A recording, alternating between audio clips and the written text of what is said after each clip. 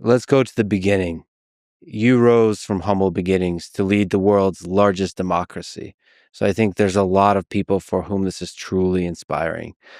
Uh, your family was of very modest means, and you grew up in a one-room house with a mud floor, your whole family living there.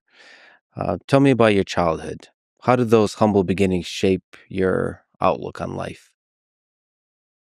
ऐसा है कि मेरा जन्म गुजरात में हुआ और गुजरात में नॉर्थ गुजरात में महसाना डिस्ट्रिक्ट में वडनगर करके एक छोटा-सा कस्बा है।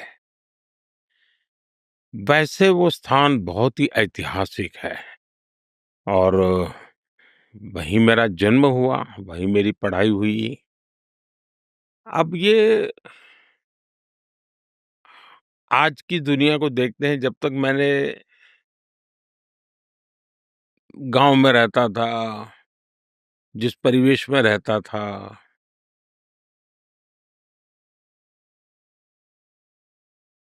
अब मेरे गाँव की कुछ विशेषताएँ रही हैं, जो शायद दुनिया में बहुत ही रेयर होती हैं।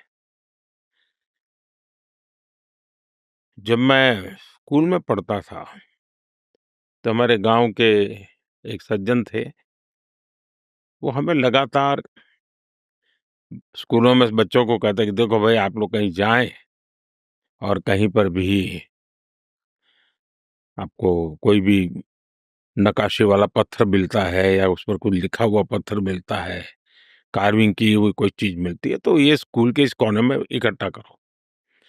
तो मेरा ज़रा उसमें क्यूरियोसिटी बढ़ने लगी, समझने लगा तो पता चला कि हमारा गाँव तो बहुत ही पुराना है, ऐतिहासिक है। फिर कभी स्कूल में चर्चा होती थी तो उसमें से जानकारी मिलने लगी।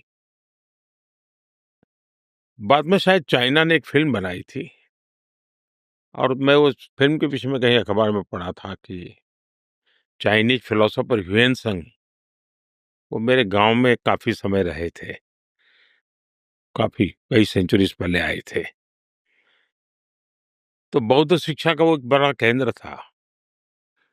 वो तो मैंने उसके विषय में जाना और शायद 1400 में एक बौद्ध शिक्षा का केंद्र था।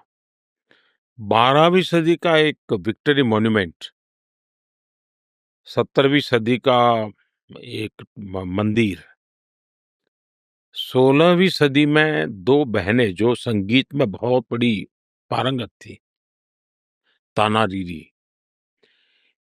यानी इतनी चीजें सामने आने लगी, तो मैं देख रहा था कि फिर जब मैं मुख्यमंत्री बना तो मैंने बड़ा एक्सकवेशन का काम शुरू करवाया।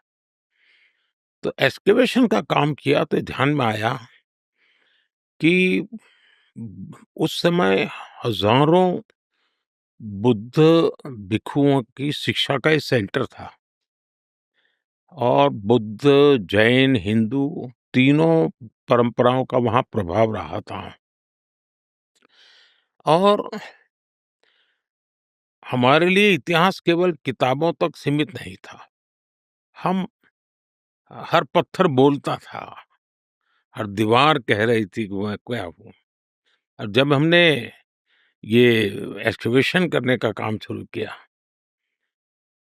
तो जो चीज़ें मिली इतिहास के लिए महत्वपूर्ण है। अब तक उनको 2800 साल की एविडेंस मिले हैं, जो बिल्कुल ही अखंड रूप से ये शहर अविनाशी रूप में 2800 हैबिटाट रहा, मनुष्य जीवन वहाँ रहा है और 2800 ईयर कैसे उसका डेवलपमेंट, उसका पूरे सबूत प्राप्त हुई है। अभी एक अंतर्राष्ट्रीय स्तर का एक वहाँ म्यूजियम भी बना है लोगों के लिए, खास करके आर्कियोलॉजी के स्टूडेंट जो हैं उनके लिए बड़ा अध्ययन का क्षेत्र बना है। तो मेरा एक तो मेरा जहाँ जन्म हुआ उसका अपनी एक विशेषता रही है और मेरा सद्भाग्य देखिए, शायद कुछ चीजें कैसे होता है पता नहीं, काशी मेरी कर्मभूमि बनी।